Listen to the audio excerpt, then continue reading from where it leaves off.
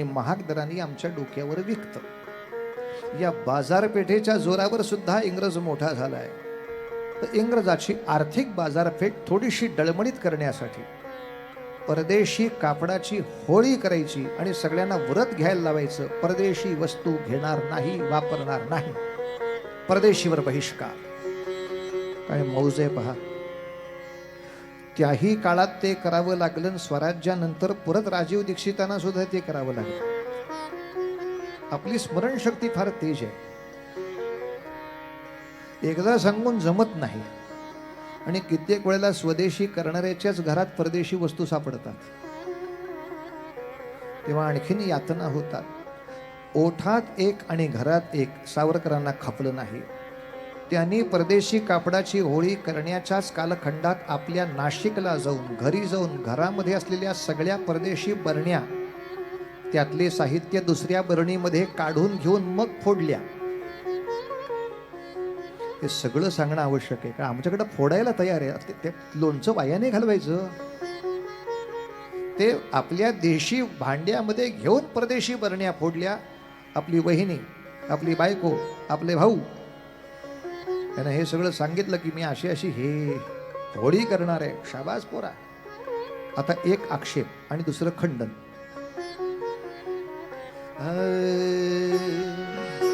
होळीचा दिवस ठरला, दसऱ्याचा दिवस, सीमोल्लंघन करायचं. मी इंग्रजाला घाबरतो ही सीमा ओलांडायची. दसऱ्याच्या दिवशी होळी काय सण आहे ना. अनेकांनी असा मुद्दा केला, तात्या आपण हे सगळे एकत्र कपडे जमा करून उकिरड्यावर टाकले तर काय हरकत आहे. यांनी राग पुरेसा व्यक्त होत नाही. आपण जरी ते उकिरड्यावर टाकले तरी तिथून घरी घेऊन जाणारी गाढवं खूप आहेत, फुकट मिळाले म्हणून. असं अर्धवटासारखं काम करायचं नाही. आग लागल्यानंतर जो राग व्यक्त होतो असं टाकून दिलेली होत नाही. आता ह्याच्यावरचा आक्षेप, कपडे पेटवण्यात काय शौर्य आहे. आम्ही पेटवू. त्याला सांगायचं फुकण्या. ते कपडे बाथरूम मध्ये नाही पेटवायचे, ते इंग्रजाच्या समोर पेटवायचे. जेव्हा इंग्रजाची फौज समोर उभी असेल, इंग्रजाचे सैनिक समोर उभे असतील, एखाद्या वेळेला ते पोलीस असं केल्याबद्दल लाठी हल्ला सुद्धा करू शकतात. हे माहीत असताना उभं राहायचं आहे. प्रेयसीचा रुमाल पेटवायचा नाही आपल्याला. आणि पोलिसांचा लाठी हल्ला खरंच कसा असतो याचा अनुभव घ्यायचा जर असेल, म्हणजे जाऊ नका कुठे पोलिसांकडे, घरच्या घरी कसा घ्यायचा सांगतो. आपल्या घरामध्ये धुणं वाळत घालायची काठी असते ना, बारीकशी, ती काठी घ्यायची आणि आपल्या गुडघ्याच्या खाली जे हाड असतं याला नडगी असे म्हणतात. या आपल्या नडगीवर आपल्याला सहन किती होईल याचा अंदाज घेऊन एक फटका मारायचा. असा टॉक्कन फटका मारून बघितला म्हणजे आपल्याला प्राथमिक अनुभव येईल. आनंदाचे डोही आनंद तरंग, आनंदाची अंग आनंदाचे, काय सांगू झाले काहीची आबाही, पुढे चाली नाही. 1-2 दिवस चालता येणार नाही. पण माझ्याच हाताने माझ्याच नडगीवर मी मारलेल्या एका फटक्याचा परिणाम जो हा, तर पोलिसांनी अशी गच्चांटी धरून त्याच्या हातातल्या दंडुक्यानं इतका वर दांडका घेऊन राप्तीशी जर नडगीवर मारायचं असेल तर माझ्या पायाची काय दशा होईल हे माहीत असताना मोर्चामध्ये येऊन उभं राहणं याला शौर्य लागतं. तुला 2 झापडात पोलीस मारतील एवढं कळलं तरी मेल्या पांघरुणातनं बाहेर येत नाहीस. पण सावरकरांचं काही शौर्य आहे म्हणून विचारायचं. होय, अरे सावरकरांनी अशी इंग्रजासमोर त्याला तोंडास देखत शिवी घालायला 1 नाही 2 नाही 300 मुलं उभी केली. 300 मुलं येत आहेत म्हटल्यावर त्यांचे पालक सामील झाले. लोकमान्य टिळकांपर्यंत वार्ता पोचली तेव्हा टिळक म्हणाले, मी या मिरवणुकीत सामील होणारच. टिळकांचे भक्त म्हणाले, टिळक तुम्ही राष्ट्रीय नेतृत्वात आहात, तुमच्यासारख्या मोठ्या माणसांनी या पोरकटपणामध्ये सहभाग घेता कामा नये. तेव्हा टिळक म्हणाले, आमच्यासारखी वजनदार माणसे तिथे गेली म्हणजे तो पोरकटपणा राहणार नाही. आम्ही गेलोच नाही तर तो पोरांचा पोरकटपणा होईल. आम्ही जाऊन त्यास वजन प्राप्त केले पाहिजे. म्हणून त्यांना लोकमान्य टिळक म्हणत, आम्ही राजमान्य. राजाला मान्य असेल तर जमेल हो, नाहीतर काही आंदोलनामध्ये यायचं नाही हो. सावरकरांनी इंग्रजाच्या समोर उभं राहून, बर मूक मोर्चा नाही, होळी रे होळी पूर्णाची पोळी, पुढचं सांगता येत नाही, इतक्या वाईट शब्दात शिमगा करून इंग्रजाच्या फौजे देखत काम करायचं सोपी गोष्ट नाहीये. मला सांगा, आज सुद्धा ज्या मिरवणुकीवर लाठी हल्ला होण्याची 100% शक्यता आहे, अशा मिरवणुकीला या म्हटलं तर आपण तरी जाऊ का? हे एक प्रामाणिकपणे मनात विचार करा आणि बोला. बर, क्रिकेटचं पॅड बांधून जायचं नाही, असंच जायचं. या मुलांचा उत्साह कसा असेल हो? तर या उत्साहाचं वर्णन करताना आमचे बाबा गोविंद स्वामी आफळे त्यांनी पद असं तयार केलं. त्यांनी कल्पना अशी केली की सेतू बांधताना वानरांचा जो उत्साह होता तो या मुलांचा उत्साह असणार. रामासाठी सेतू बांधताना वानर म्हणत होते, सेतू बांधा रे सेतू बांधा रे सेतू बांधा रे सेतू बांधा रे सेतू बांधा रे सागरी सेतू बांधा रे सागरी सेतू बांधा रे सागरी. सियावर रामचंद्र की जय.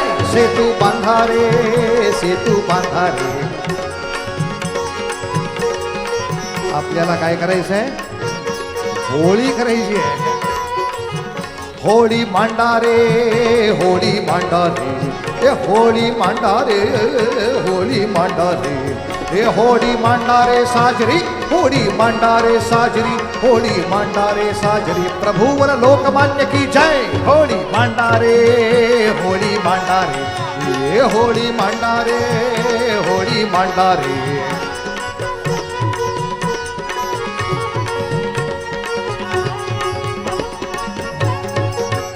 अरे दारो दारी फिरवा झोडी अळी अळी तू नव्या आरोळी. दारो दारी फिरवा झोडी अळी अळी तू नव्या आरोळी. विदेशी कपडा गल्लो गल्ली विदेशी कपडा गल्लो गल्ली विदेशी कपडा गल्लो गल्ली जमवा डोंगरवरी. होळी मांडा रे साजरी होळी मांडा रे साजरी होळी मांडा रे साजरी. प्रभूवर लोकमान्य की जय. होळी मांडा रे होळी मांडा रे.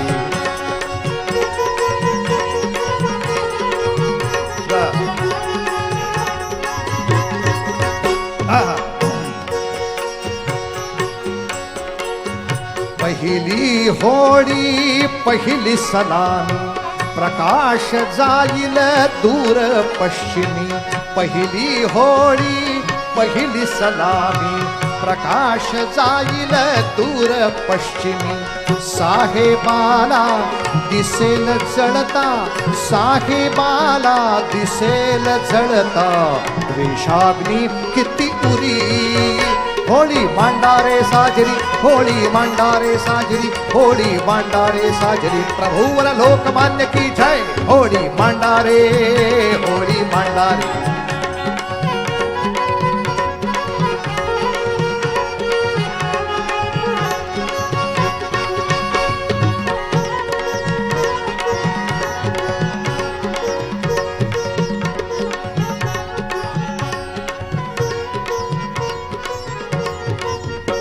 पुण्याच्या रस्त्या रस्त्यातून ह्या होळीचा गाडा मिरवत मिरवत मिरवत स्मशानापर्यंत नेला आणि लकडी पुलाच्या नदीच्या संगमासमोर जी चिता पेटवली गेली त्याच्या समोर लोकमान्यांनी भाषण केलं की या होळीची धग आता इंग्लिश पार्लमेंटला लागल्या वाचून राहणार नाही.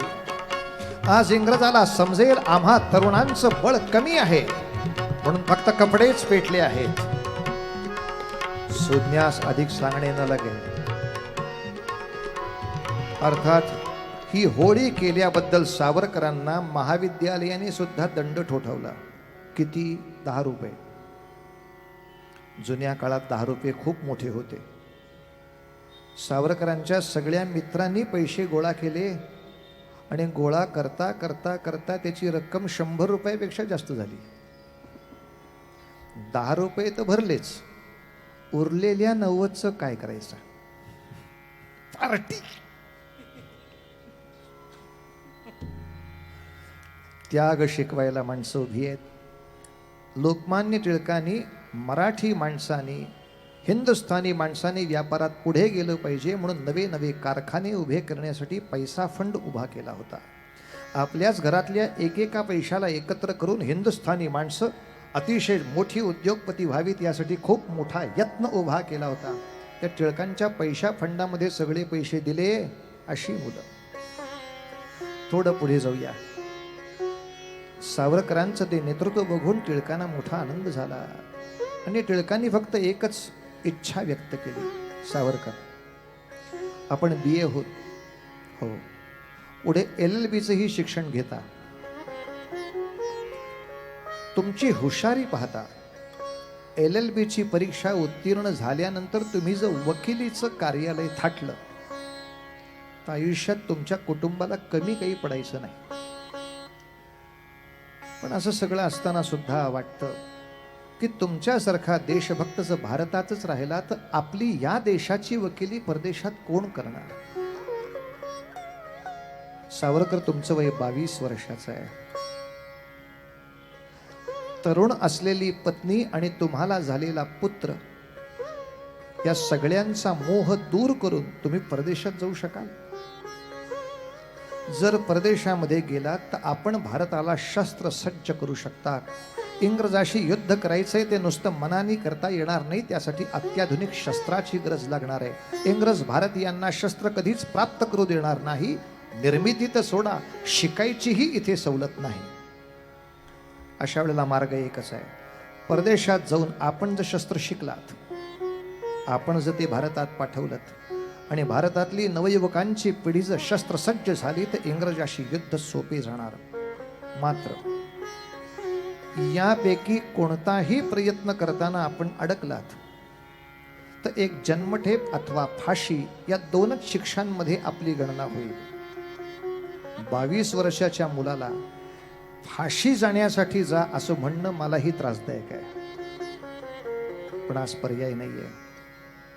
सावरकर, रामचंद्रांचा पराक्रम तो होता जो रावणाच्या लंकेत घुसून त्यांनी दाखवला होता. गोपाल कृष्णांचा पराक्रम तो होता ज्यांनी नरकासुराच्या राज्यात घुसून त्यांनी दाखवला होता. शिवाजी राजांचा पराक्रम तो होता की ज्यांनी औरंगजेबाच्या आग्र्यात घुसून त्याची फजिती करून दाखवली होती. दुर्दैवाने शत्रूच्या मुलखात घुसून काही करावं ही भारतीयांची इच्छाच मृत्यू पावली आहे. सातत्याने आयुष्यभर ते मार खाल्ल्याचे गोडवे गातात आणि प्रत्येक वेळेला भूमिका एकच, रावणाला अयोध्येत येऊ दे मग बघतो. मग काय बघतोयस गधड्या? नरकासुराला द्वारकेमध्ये येण्याची वाट बघणाऱ्या मूर्खपणा इतका आमचा हिंदू समाज शत्रू माझ्या घरापर्यंत येऊ दे म्हणून नेहमी वाट पाहतो.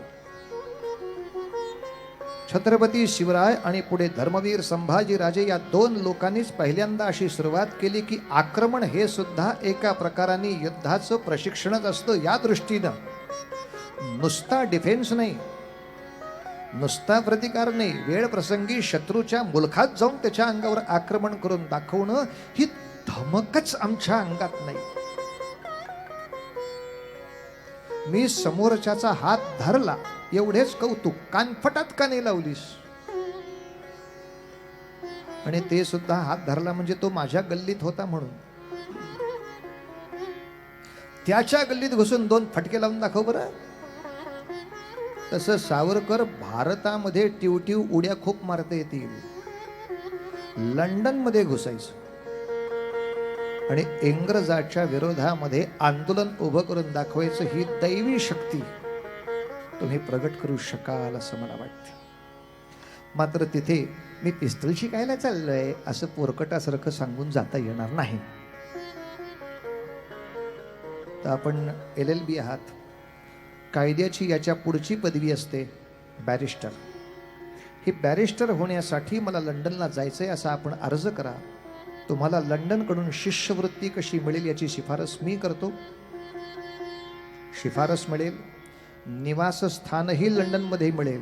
मात्र बॅरिस्टरीच्या अभ्यासाबरोबर शस्त्राचा जलद गतीने अभ्यास आणि शस्त्राचे वाहन त्वरित व्हायला हवे आहे.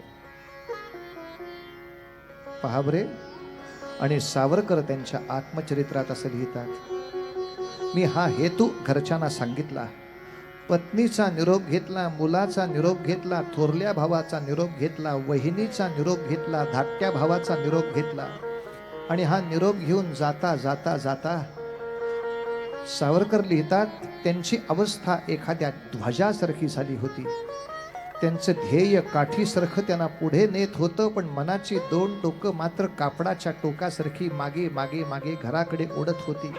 त्यांना हृदय नव्हतं असं नाही, त्यांना माया नव्हती असं नाही, त्यांना सगळ्या भावना होत्या, पण त्या देशहिताच्या आड येणार नाहीत एवढं जितेंद्रियम बुद्धिमताम वरिष्ठम मारुतीचं तेज अंगात होतं. मारुतीची भक्ती करायची म्हणजे लग्न करायचं सोडून देऊन पळावं असा अर्थ नव्हे. जोपर्यंत आपला प्रपंच सांभाळून देशभक्ती शक्य आहे तोपर्यंत जरूर प्रपंच सांभाळावा. पण जेव्हा आता देशभक्ती का प्रपंच अशी एखादी निर्माणाची वेळ येईल, तेव्हा मात्र तो प्रपंच सुखाने बाजूला करायची ताकद पाहिजे. एवढंही जितेंद्रिय पण पुरेसं असतं. तानाजी मालुसरेंनी शिवाजी राजांची भक्ती करायची म्हणजे लग्नच नाही करायचं असं नाही, वेडेपणा करायचा. त्यांनी लग्न करावं, त्यांनी प्रपंच करावा, रायबासारखा एखादा झकास सरदार पाठवा. आपण जेव्हा सिंहगडाचा विषय येईल तेव्हा मात्र आधी लगीन कोंडाण्याचं आणि मग रायबाचं, हेही जितेंद्रियपण आहे, हेही जितेंद्रियपण आहे. आणि सावरकर जेव्हा असा संदेश घेऊन परदेशात गेले असतील तेव्हा त्यांना आशीर्वाद काय दिला असेल हो? एखादा पॉप्युलर गाणं म्हणूया. सगळीच अनोळखी गाणी म्हटली म्हणजे पंचायत होते. तेव्हा आम्हाला माहित असलेलं एखादं म्हणा ना. सगळ्यांना माहित असलेलं गाणं, परदेशात जाणाऱ्या कोणाही देशवीराला आशीर्वाद आणि संदेश द्यावा असं गाणं. जा पोरा जा आकाशी झेप घेरे पाखरा, आकाशी झेप घेरे पाखरा, सोडी सोन्याचा पिंजरा, सोडी सोन्याचा पिंजरा.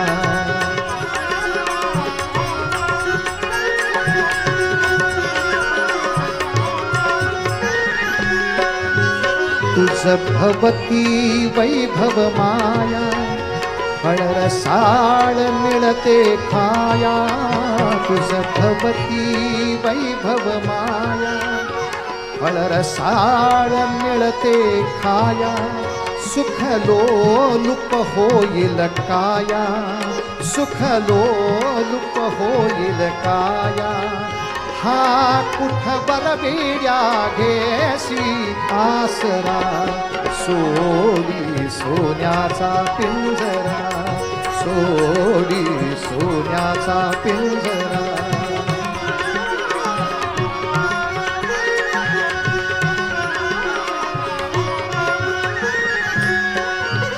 तुझ पंख दिले देवाने, कर विहार सामर्थ्याने.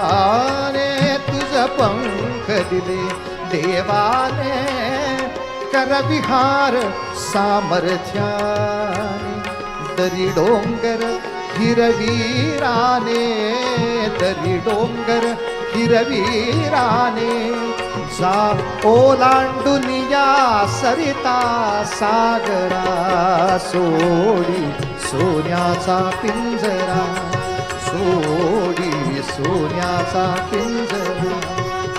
आकाशी झेप घेरे पाखरा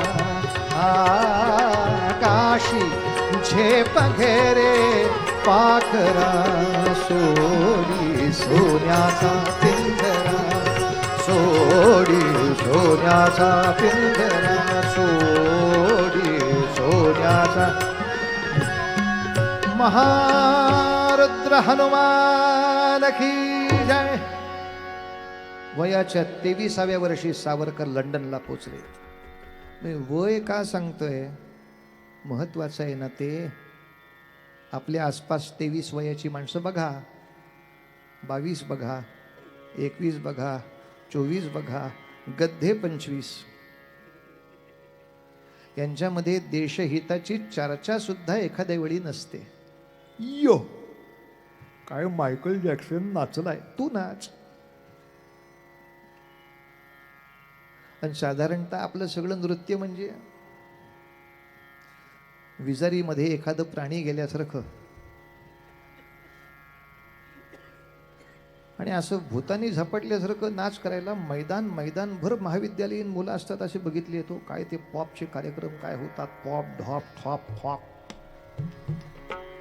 ऑस्ट्रेलियामध्ये मी कीर्तन करायला गेलो, तिथे ती शेती बघायला गेलो. तिथल्या झाडांना ते काय ऐकवतात, भीमसेन जोशींचं गाणं, हरिप्रसाद चौरशी यांची बासरी, रविशंकरांची सतार. म्हटलं का हो, या झाडांना का नाही ऐकवत ते?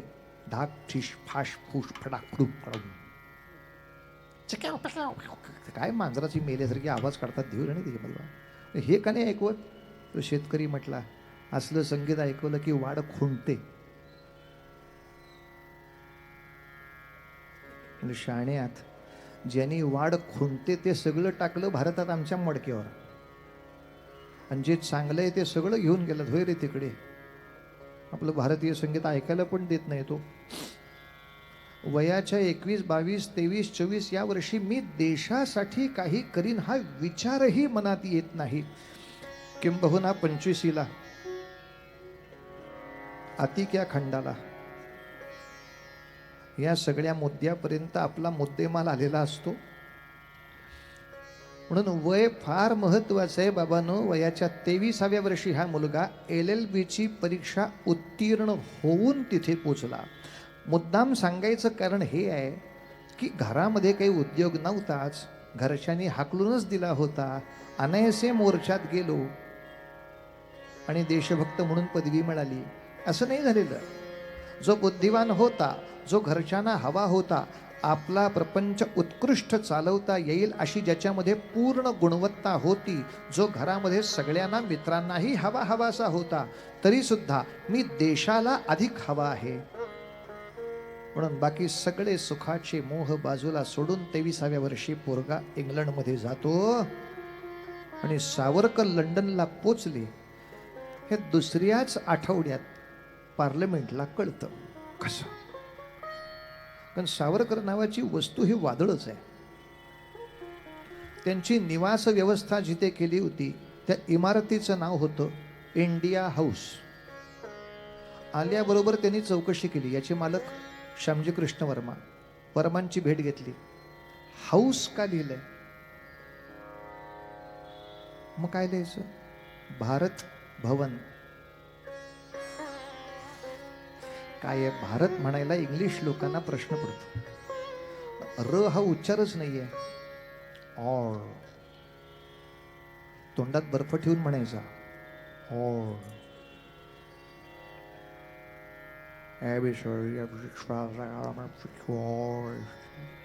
र नावाचा उच्चारच ज्या भाषेत नाही त्यांना भारत वर्मा. त्यांना काय प्रश्न पडतील ते त्यांचे ते बघतील, पण त्यांना र म्हणता येत नाही. म्हणून आपल्या भवनाचं हाऊस करायची हाऊस कशाला? पण त्यांना म्हणण्यासाठी इंडिया हाऊस लिहायचंय ना, त्याच्या खाली दुसरी पाठी आपण लिहायची भारत भवन. दोन्ही लिहा की. तुम्हाला बंदी आहे दुसरी पाठी लिहायला? ही युक्ती छान आहे. त्या पाटीच्या खाली दुसऱ्या आठवड्यात देवनागरी लिपीत पाटी लागली भारत भवन आणि पोलिसांनी कळवलं सावरकर पोचले. पांडुरंग हरी वासुदेव हरी. झटके पटकन. इकडं अर्ज भरला बॅरिस्टरीसाठी, शिक्षण सुरू झालं, पण ताबडतोब तिथल्या वृत्तपत्रात जाहिरात दिली. सावरकरांचा प्रभाव काय कल्पना करावं. इंग्लंडच्या वृत्तपत्रात जाहिरात दिली की मी इथे फ्री इंडिया सोसायटी नावाची संस्था स्थापन केली आहे. काय नाव? आता लोकांना कळावं म्हणून इंग्रजी नाव घेतलं, फ्री इंडिया सोसायटी, भारताला स्वतंत्र करणारी एक सोसायटी. ही मी स्थापन केली आहे. ज्या ज्या भारतीय विद्यार्थ्यांना, ज्या ज्या भारतीय नागरिकांना त्याच्यामध्ये सामील व्हावं असं वाटतं त्यांनी भारत भवनात येऊन भेटावे. भारताच्या स्वातंत्र्य युद्धाला पाठिंबा द्यावा असं ज्या ज्या पाश्चात्य लोकांना वाटतं त्यांनीही संपर्क करायला हरकत नाही. याला मारुती म्हणायचे. काय आग लावायची ती लंकेत. रावणाच्या देखत रावणाच्याच मशालीनं रावणाच्याच नाकाला पेटला. काय असीम ताकद असेल कल्पना करा. हा उपद्व्याप करून दर रविवारी भारत भवनामध्ये भारतीय तरुण एकत्र येतील हे तर केलंच, पण त्या बरोबरीनं आणखीन एक काम फार महत्वाचं केलं की नुसत्या तरुणांना व्याख्यान देऊन चालत नाही, हातामध्ये काहीतरी साहित्य पाहिजे म्हणून उत्कृष्ट साहित्याचं निर्माण केलं. इटली नावाचा देश युरोपात आहे. या इटली नावाच्या देशानं नुकतंच स्वातंत्र्य मिळवलंय. या इटली देशाचा स्वातंत्र्य योद्धा ज्याचं नाव आहे जोसेफ मॅझिनी. या जोसेफ मॅझिनीचं चरित्र भारतातल्या लोकांना कळलं पाहिजे.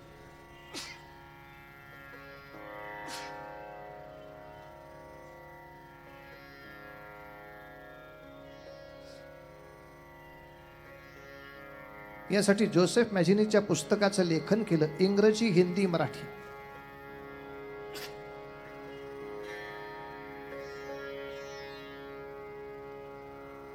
महाराष्ट्रातल्या महाराष्ट्रात ऋतुबदलाचा एवढा त्रास होतो, लंडनला काय होईल आपलं.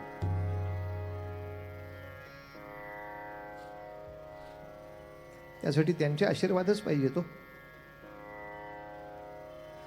जोसेफ मॅझिनीचं चरित्र नुसतं लिहिलं नाही, ते भारतामध्ये पाठवलं. ते आपल्या थोरल्या भावाकडून गुप्तपणे छापून घेतलं. ते इतकं लोकप्रिय झालं, इतकं की त्याच्यावर इंग्रज सरकारने बंदी घातली. आणि बंदी घातल्यावर सरकारला कळलं आपलं चुकलं.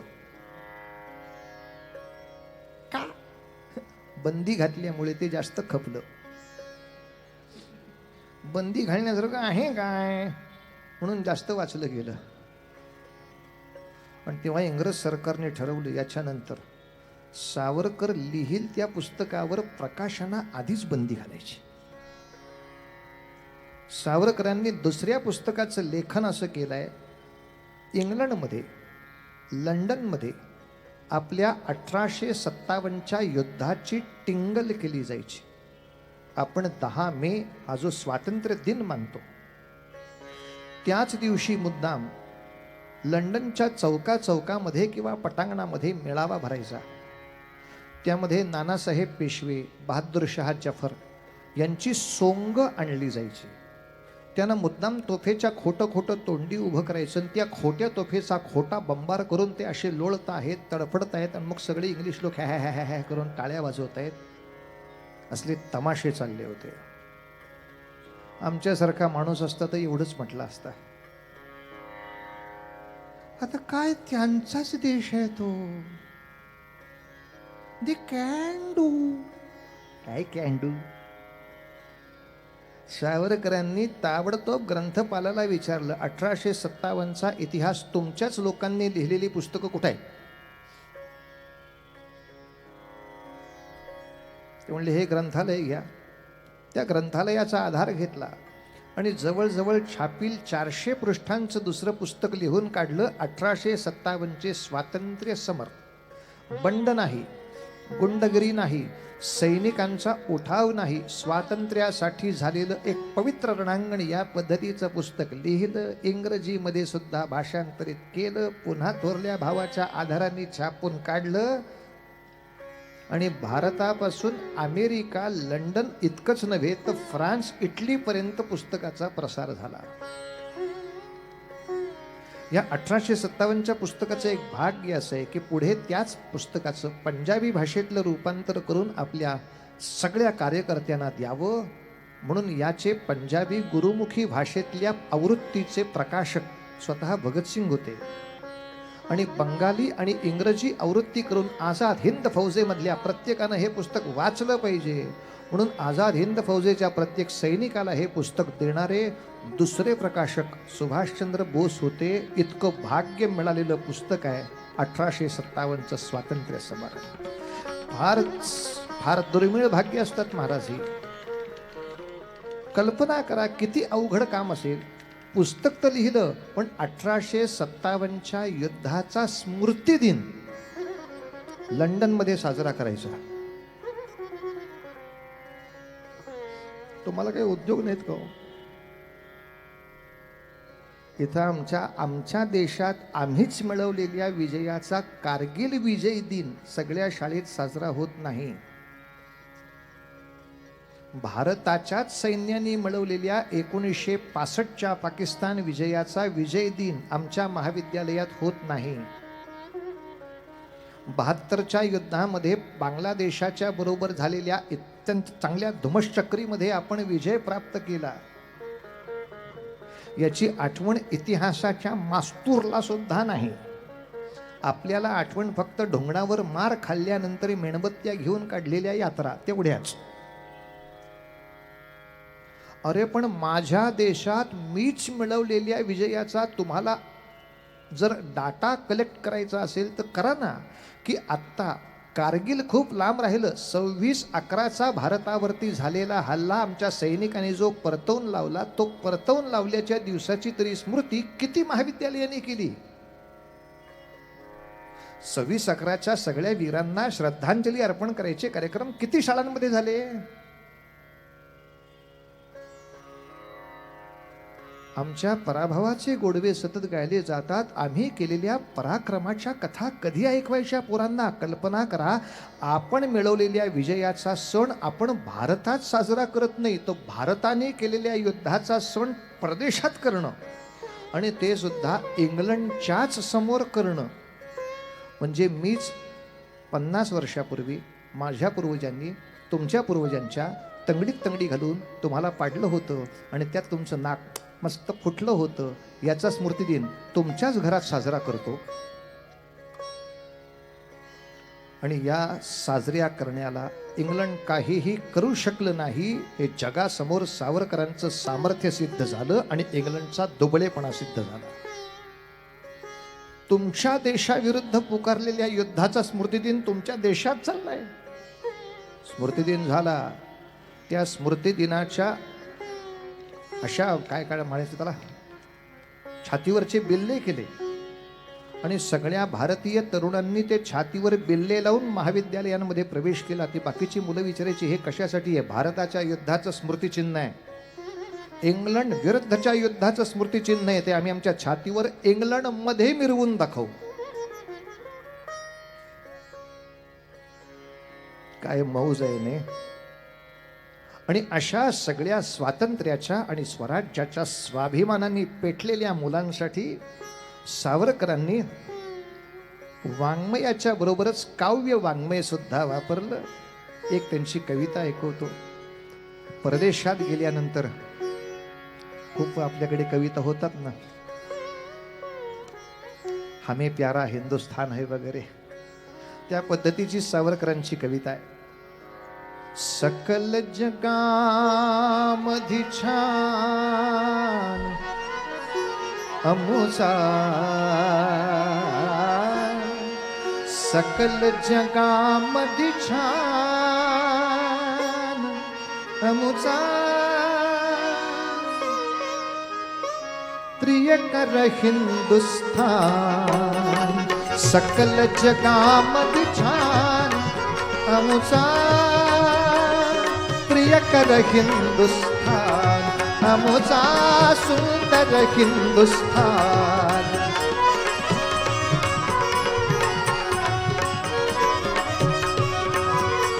या देशाची माहिती काय वर्णावी तात्यानी, कशी वर्णावी तात्यानी? जिजा जन्म दे शिवा, शिवा जिजा जन्म दे शिवा, जिचास्तव गुरुपुत्रांचे प्राण, जिजा जन्म दे शिवा. यासाठी थोडा इतिहास माहित पाहिजे. माझा हिंदुस्थान मला जीवापेक्षा प्रिय आहे. कसा आहे माझा हिंदुस्थान? ज्याच्या वैभवासाठी जिजाबाईंनी शिवरायांना जन्म दिला. जिजा जन्म दे शिवा कशास्तव? हिंदुस्थानास्तव. गुरु गोविंद सिंगांची 2 मुलं. आम्ही धर्मांतर करणार नाही, नाही, नाही, नाही असा गजर करत दगडाच्या भिंतीमध्ये चिडून मारली गेली तरी सुद्धा ती ज्या देशाच्या संस्कृतीच्या रक्षणासाठी मेली ते गुरुपुत्रांचे प्राण कोणास्तव? हिंदुस्थानास्तव. आणि जेव्हा अकबरापासून अनेक यवनी राजांच्या स्वाऱ्या झाल्या तेव्हा राणी पद्मिनीपासून अनेक राजपूत स्त्रियांनी जे जोहार केले, स्वतःचे देह जाळून टाकले.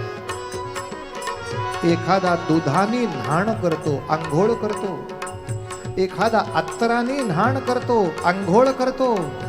पण आमच्या राजपूत कुमारिकांनी अग्नीनं आंघोळ केली होती, ती ज्याच्या संरक्षणासाठी, ज्याच्या मोठेपणासाठी. त्याचं नाव आहे हिंदुस्तान. आमचा हिंदुस्तान, प्रिय कर हिंदुस्तान, प्राण प्रिय हिंदुस्तान. अरे वा.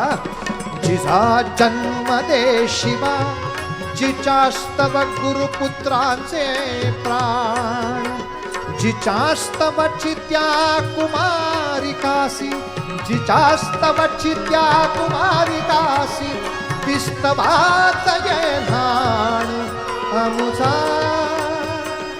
सुंदर हिंदुस्थान, आमुचा सुंदर हिंदुस्थान, आमुचा सुंदर हिंदुस्थान. जननी तुझा सन्मान रक्षणी अर्पुरणी हे प्राण, जननी तुझा सन्मान रक्षणी अर्पुरणी हे प्राण. शत्रुकंठ भंगो निघालू, शत्रुकंठ भंगो निघालू तुझ तारुण रक्तस्नान, आमुचा सुंदर हिंदुस्थान, आमुचा सुंदर हिंदुस्थान.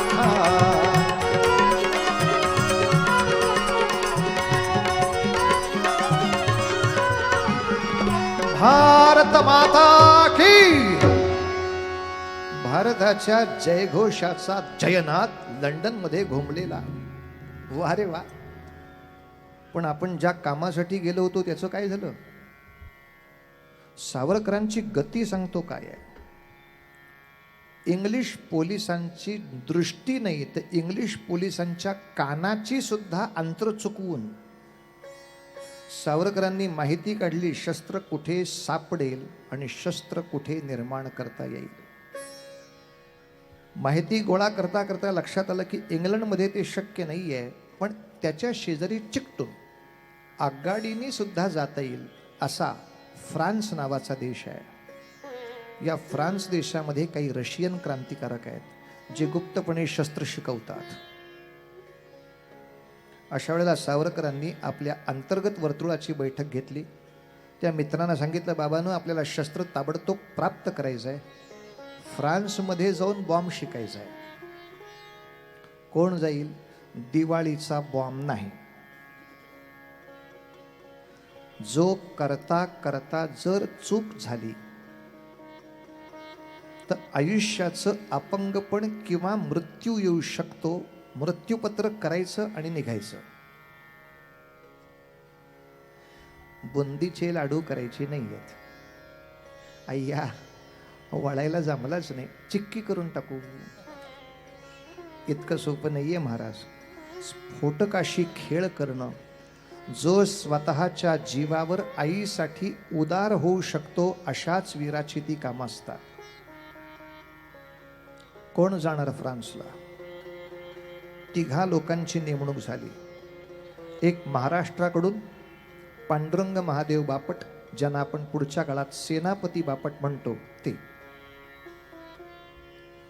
दुसरे बंगालकडून हेमचंद्रदास. आणि तिसरे काश्मीरकडून मिर्झा अब्बास. हे 3 मित्र फ्रान्सला जातील. फ्रान्समध्ये जाऊन बॉम्बची विद्या संपादन करतील. यांची रेल्वेची तिकीट कोण काढणार आहे? हे सगळे शिष्यवृत्तीवर जगणारी पोरं आहेत. फ्रान्समध्ये जाऊन TADA खाणं कोण करणार? आणि कोणाच्या घरात बसून प्रॅक्टिस करायची आहे?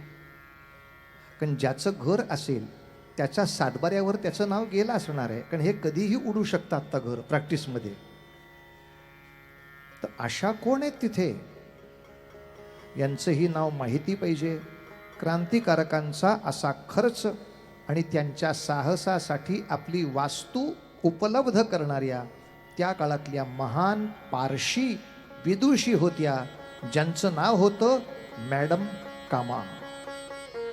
यांचं नाव क्रांतिकारकांची आई म्हणून घेतलं जायचं, कारण अनेक क्रांतिकारकांना या श्रीमंत असलेल्या स्त्रीनं आपली सर्व श्रीमंती यांच्यासाठी उधळून खरी श्रीमंती जाहीर केली. कारण श्रीमंती ही उपभोगात नाही, त्याग केवढा तेवढी श्रीमंती जास्त. पैसा असणं हे भाग्य आहे आणि देता येणं ही श्रीमंती आहे. अर्थात चांगल्यासाठी देता येणं ही श्रीमंती आहे. त्यामुळे माझा 40 खोल्यांचा बंगला आहे. नुसतं किचन 70 लाख. राहतं कोण? मी, माझी बायको आणि कुत्रा. अरे कर्म दरिद्र्या, तू, तुझी बायकोन, एक कुत्रा जगायला 40 खोल्यांचा बंगला खर्च करण्यापेक्षा एक 2 रूम किचनमध्ये हे उपद्व्याप केले असतेस. आणि समजा तुझ्या भाग्याने मिळालेल्या पैशांनी आणखीन 400 लोकांचे संसार उभे करून दाखवले असतेस, तर म्हटलं असतं तू श्रीमंत आहेस. अन्यथा तुझ्यासारखा दरिद्री कोणी नाही रे. तुझ्यासारखा फक्त भाग्यवान आहेस, पण दरिद्री आहेस. मी किती दागिने मिरवतो याच्यामध्ये मजा नसते. मी किती लोकांचे संसार उभे करतो याच्यात मजा असते. मॅडम कामाचं नाव त्यासाठी प्रसिद्ध होतं. अनेक क्रांतिकारकांना ते समजा तुरुंगात गेले, ते समजा फाशी गेले, तर त्यांच्या कुटुंबाला जन्मभर मदत दर महिना आठवण ठेवून पाठवणं. मॅडम कामाने खूप मोठं काम केलंय. थोडं गतीनं असा पुढे जातो. हे कसं शिकत होते हे सगळं सांगत नाही, पण हे शिक्षण घेऊन 3 मित्र आले. पांडुरंग बापट यांनी ती विद्या सावरकरांना लंडनमध्ये शिकवली, निवासस्थानी इंडिया हाऊस भारत भवनात. भारत भवनातल्या त्यांच्या खोलीच्या वरच्या माळ्यावर प्रयोगशाळा केली. काय उपद्व्यापेत कल्पना करा. आता त्या प्रयोगशाळेत जर काही चुकलं तर भारत भवनही गेलं, इंडिया हाऊसही गेलं, सावरकर बाकी सगळ्यांची हाऊसही संपली. धाडस घेतल्याशिवाय मौज काय हो. अर्थात एका गोष्टीचा खुलासा करतो. गुप्तपणे शस्त्र मिळवणं, त्यासाठी गुप्तपणे पैसा उभा करणं, ती गुप्तपणे इकडून तिकडं आणणं आणि त्याचा स्फोट घडवून शासनावर दहशत उभी करणं, हेच काम आतंकवादी सुद्धा करतात. हेच काम दहशतवादी गट सुद्धा करतात. मग सावरकरांचं कौतुक करायचं का नाही करायचं? मग उद्या जर सावरकर त्या काळातले दहशतवादी होते असं म्हटलं तर चूक राहील का? आतंकवादी असंच करतात ना, शस्त्र गुप्तपणे शिकतात. त्यांना उघडपणे शिकायची सोयच नाही, गुप्तपणे इकडून तिकडे नेतात. ऐका, मजल्यांची नावं तीच आहेत. शस्त्र गुप्तपणे शिकणं, त्याच्या पुढचा मजला ते गुप्तपणे वहन करणं, त्याच्या पुढचा मजला त्याचा स्फोट घडवून आणणं, त्याच्या पुढचा मजला शासनावर दहशत आणणं.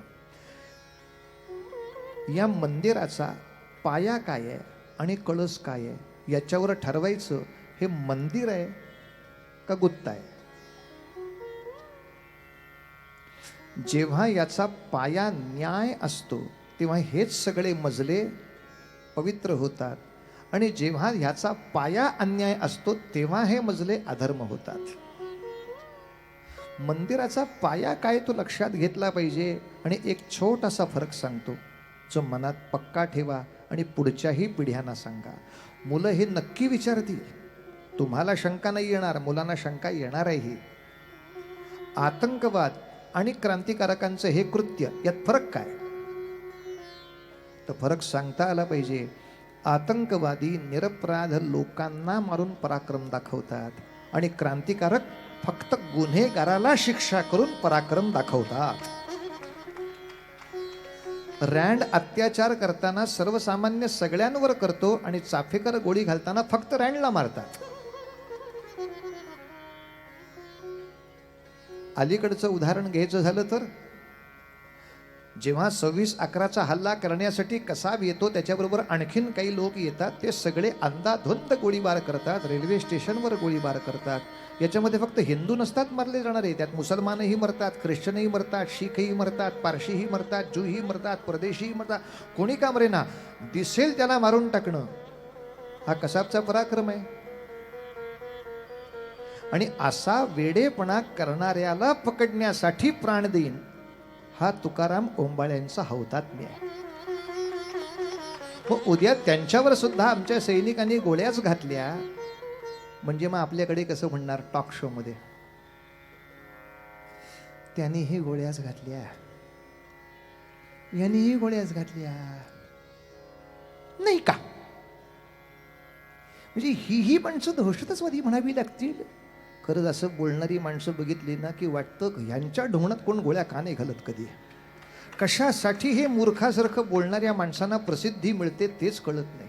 अरे हरामखोर माणसा, न्यायासाठी एखादा पराक्रम करणं आणि अन्यायासाठी निरपराध्यांना मारणं याची सगळ्याची एकाच परड्यामध्ये तुलना करता आणि स्वतःला बुद्धिवान समजता.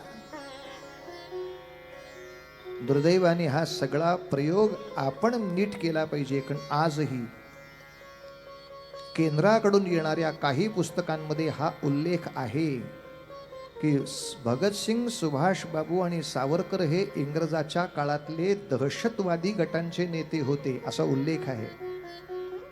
शासनावरती, शासनाच्या त्या यंत्रणेवरती दबाव आणून हा आपण शब्द बदलून घेतला पाहिजे, नाही तर दहशतवाद्यांच्या पंक्तीमध्ये उद्या आमची मुलं ह्या सगळ्या क्रांतिकारकांना बसवतील. बाबांनो, जेव्हा एखादा आतंकवादी मरायला तयार असतो तेव्हा त्याच्या सगळ्या पुढच्या 10 पिढ्यांचा इन्शुरन्स कोणीतरी घेतलेला असतो. यांच्या खात्यावर 2 कोटी जमा होतात तेव्हा त्यांच्या घरातला एक मरायला तयार होतो. आणि इथे पुढच्या 10 पिढ्या भिकेला लागतील याची खात्री असताना आमचे क्रांतीवीर मरायला तयार होतात. देशावरचं प्रेम पैशाने विकलं जात नाही आमच्याकडे. सावरकरांचा त्याग, भगतसिंगांचा त्याग याचा पाया न्याय टिकवणं आहे. आणि इंग्लंडच्या गोळीचा किंवा अनेक आतंकवाद्यांच्या हातातल्या बंदुकीचा पाया समाजावर अन्यायाने राज्य करणे आहे. पाया कुठला ह्याच्यावरनं ठरवलं पाहिजे की पुढची इमारत कशी आहे. म्हणून एक वाक्य मी अनेक वेळा सांगितलंय पण पुन्हा एकदा पुनरावृत्ती करतो, क्षमा करा. पण ते वाक्य प्रत्येक शिक्षकाने, प्रत्येक विद्यार्थ्याला घट्ट शिकवलं पाहिजे. ते म्हणजे पाप आणि पुण्य हे कृतीवर ठरवायचे नसते, ते हेतूवर ठरवायचे असते आणि परिणामावर ठरवायचे असते. एवढा जरी शहाणपणाचा उपदेश तुमच्या आमच्या डोक्यात घट्ट बसला तरी क्रांतीवीरांचा उपमर्द होणार नाही. सावरकर स्वतः तर शिकलेच, पण सावरकरांचं धैर्य काय आहे एक क्षणात सांगतो. ही सत्य घटना पांडुरंग बापटांनी लिहिली आहे. जेव्हा पांडुरंग बापट त्यांच्या खोलीत बसले होते आणि त्यांनी 2 बॉम्ब तयार करून बघितले होते आणि आता हे 2 बॉम्ब भारतात पाठवायचे होते पातेल्यात घालून. कुठून तरी इंग्लंड पोलिसांना बातमी लागली आणि 1 फौजदार आणि 4 पोलीस इंग्रज इंडिया हाऊसकडे यायला लागले. सावरकरांचा एक माणूस गच्चीवर नेहमी तयार असायचा. बेसावध राहण्यासारखं पाप नाही. त्यांनी ताबडतोब खाली सूचना केली. सायरन वाजल्यासारखा आवाज सुरू झाला.